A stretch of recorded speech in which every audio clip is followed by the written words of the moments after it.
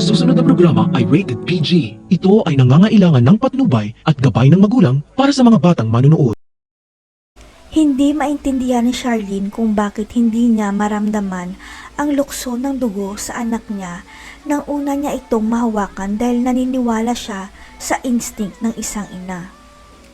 Walang kamalay-malay si Charlene na biktima na pala siya ng baby switching dahil ipinagpalit ni Divina ang sarili niyang anak para makapagiganti siya kay Charlene. Nais ni Divina na mabuhay bilang isang prinsesa ang anak niya sa piling ni Raymond at Charlene habang ang tunay na anak ni Charlene ay magdurusa sa loob ng city jail.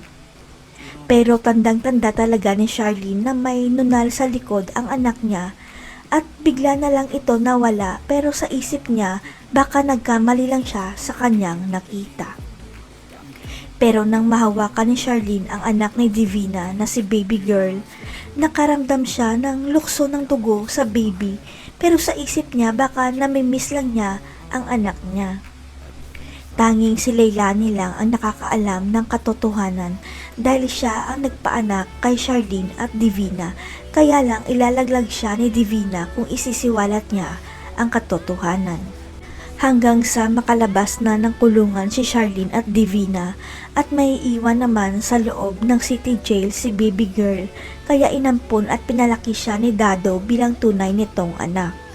Ang hindi alam ni Charlene, hindi mawala sa isip ni Raymond ang sinabi ni Charlene sa ospital nang mahawakan nito ang anak nila kaya gustong makasiguro ni Raymond. Sikretong ipapa-DNA test ni Raymond ang anak nila ni Charlene para matahimik na ang isipan niya dahil parang nagdadalawang isip si Charlene sa anak nilang dalawa. Ang DNA test result lang ang nakikitang paraan ni Raymond para mapatunayan na mali ang hinala ni Charlene o tama kaya ang kutob ng asawa niya na hindi nila anak, si Liberty.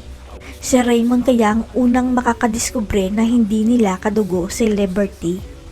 Isisiwalat kaya ni Leilani ang totoo kay Charlene bago ito lumabas sa kulungan? Abangan.